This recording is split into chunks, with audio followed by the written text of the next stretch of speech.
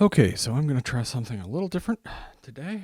Um, I am not strictly sight reading this because I read it through a couple of times a few days ago. But I'll talk more about that when I'm done doing another read through it.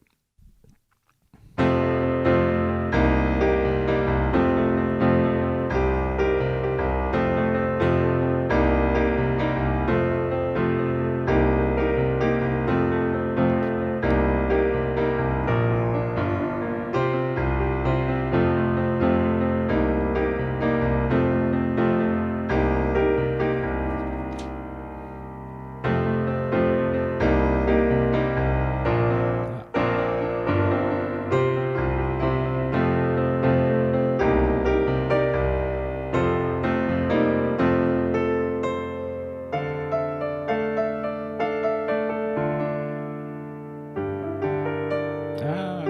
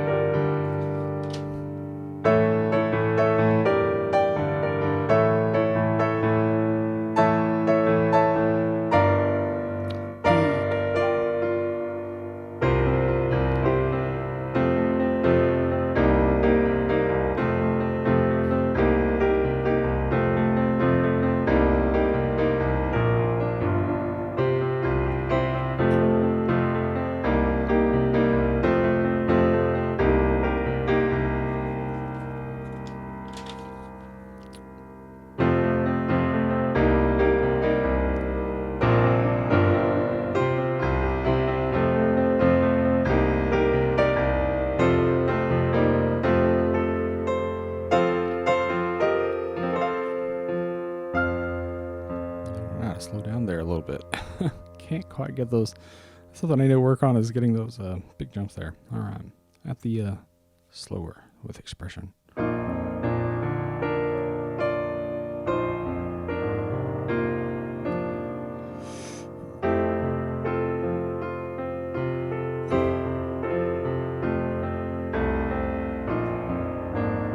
What is it with that?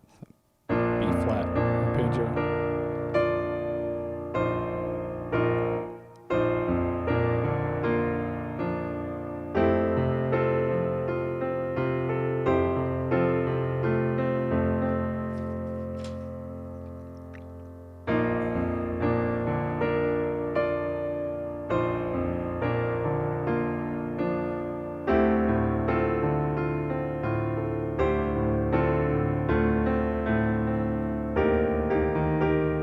Nope.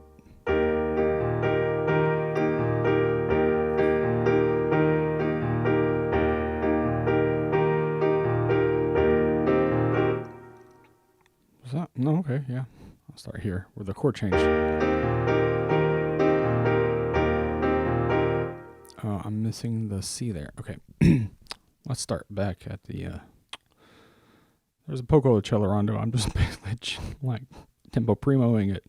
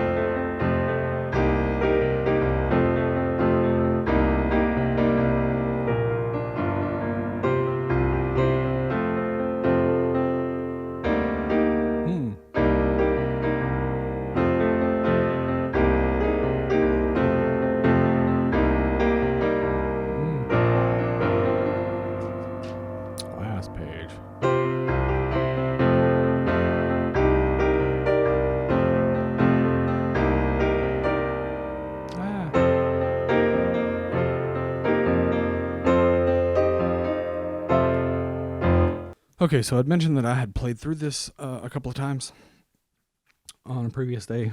My actual sight reading of this was a couple of days ago, and I was just reading it for me. And since I have a little more time now that my big spring push for gigging is come to an end, I decided to transcribe a bunch of these out, a bunch of licks out from the piece where I had small technical problems. So, for example, in this first one,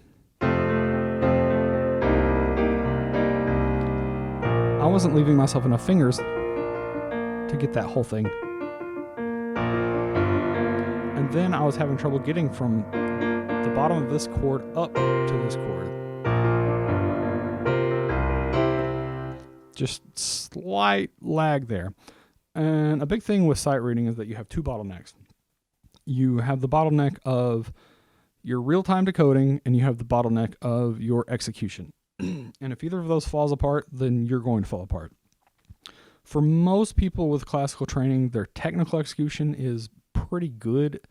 I mean, they're always going to have some blind spots, but it's usually the real-time decoding that's the problem. They can't read it fast enough. And so they have to really think through it. And by the time they've thought through it, they can usually work through, they've practiced it for a week. By the time their reading is anywhere, and then by then the technical part has solved itself. But once your reading gets better and you can read it quickly, it becomes a real issue of like, oh, can I decode or can I execute this fast enough? And that was my problem, is that I'm, and then I'm suddenly just like, oh, whoops.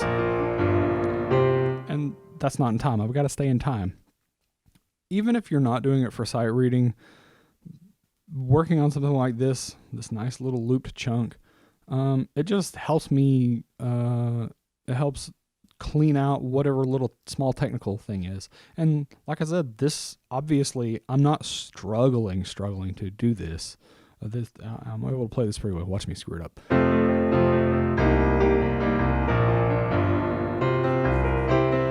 I can play it pretty well, but I can feel a little bit of hesitation on those two bars. And it's not quite there. And a lot of these other licks I have much bigger problems with.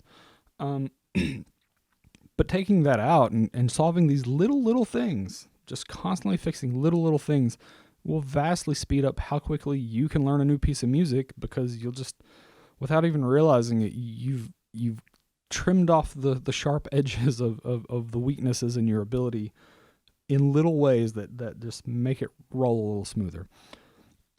So the other thing is, if you start playing this in every key, then, which is the thing I like to do, then you really start to get some other major benefits. And before I get too much into the key thing, just learning this pattern will get the rhythmic comping in your head. So even if I don't use these chords, I could put this idea over any set of chords. So taking this rhythmic idea,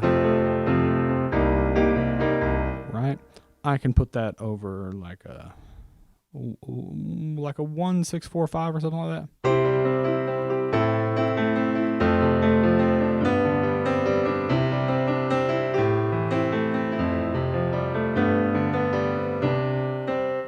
So that's a similar rhythm to what's going on there, just over a different chord progression.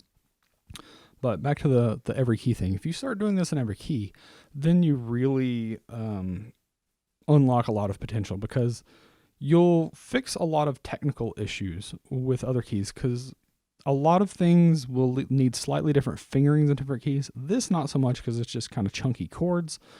But sometimes you'll find stuff like arpeggios. If you look down at this fourth lick, I would finger that arpeggio differently in different keys. So that's something important to work through.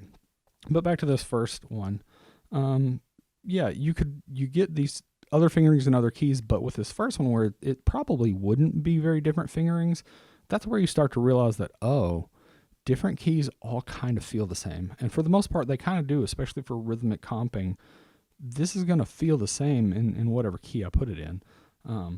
So let's see if I try to put it in C. I'll think about that real quick.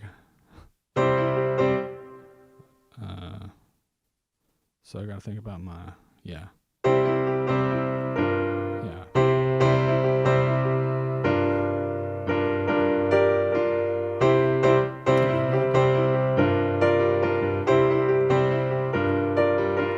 Just those first two bars. But that feels, it's in the hand, it's the same thing. And if I went through several keys, it would start to really feel the same. Especially because of the voice leading between the chords ends up being the same. So you're just sliding your hand the same distances with very slight variances in which black keys are involved. The other thing about doing this is when you start running through lots of different keys, you realize that it becomes less of a problem because of that. It becomes less of a technical problem. It's a brain problem. Much like the sight reading thing, you have those two bottlenecks. With the comping, it's the same thing where moving between keys, it's about, or just comping on the spot, it's a lot of times just about how quickly can you spell your chords. And before you even get there, you just need to be able to think, well, what are just my different scale degrees in a key, which tells you a lot. So one of the first things you might do is just learn 1 to 5. So it's easy in C, where most people can probably very quickly realize that G is the 5. It's the 5th scale degree, and it's the root of the 5 chord. So if I was an F, if I was an F, it's C, right? What if you're an A flat? How fast are you at figuring that out? If F sharp, how quickly can you figure out what the 5 chord is there? And then what if you need to do 1, 4, 5 in a key? If I'm in the key of A flat, or if I'm in A flat, it's like, oh, okay, so now what's the 4 chord and the 5 chord?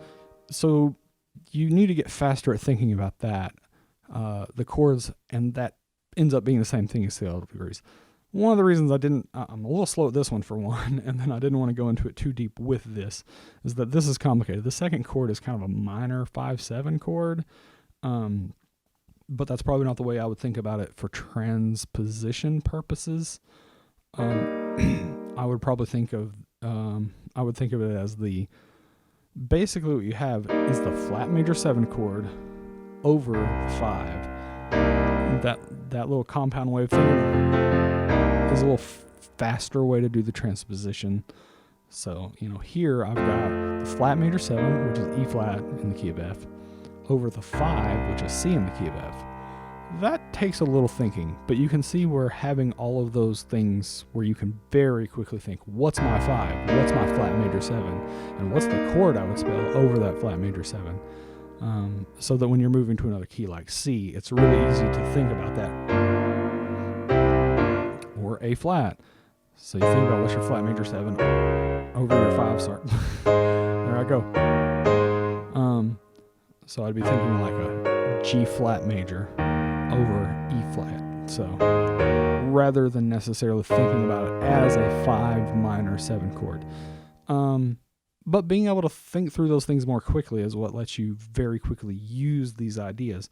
And sometimes you'll just be improvising and you'll be like, oh, I want that sound. I'm improvising a thing and I like that specific kind of flat major 7 sound through here. What is that in this key? Or a thing that people use a lot.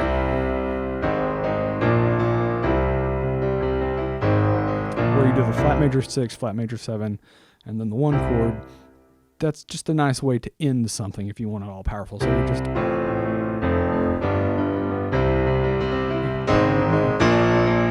It's a big, strong ending. But you need to be able to think, if you're in another key, how quickly can you think your flat major 6, your flat major 7, and then back to your 1. That's really useful stuff. But you get really good at doing that by taking something like this, where you mostly have it technically down, once you have it down in one key. And then you can think through that transposition and just focus on that. And over time, it's hard at first, but then it just gets so trivial to do that in other keys, but it takes consistent work at it. And if you stop doing it for a while, which I have, you get rusty at it. I'm rustier than I used to be because the gigs that I did required me to do this a lot more, and now they don't. And so I'm a lot rustier at it than I used to be. But to some degree, it's like riding a bike, and you kind of don't forget. It comes back quickly once you sort of give it a little juice. So Anyway, I just made a bunch of these. I made a bunch of licks from this song. I made a bunch of licks from another song I read the other day, and just kind of threw them up on my Patreon free to whoever. But I think I might just keep updating this list and keep throwing in some licks. I didn't get all the cool licks from this because I got the things that were giving me trouble. And when I was reading through it again today, I realized, oh, there's actually some pretty cool licks in there that some people might like as just comping patterns that I didn't throw in there because like they don't present me any technical challenge. So that was maybe a mistake, but I'll think about that going forward. But anyway, I'm going to cut it here. Hopefully any of this was useful.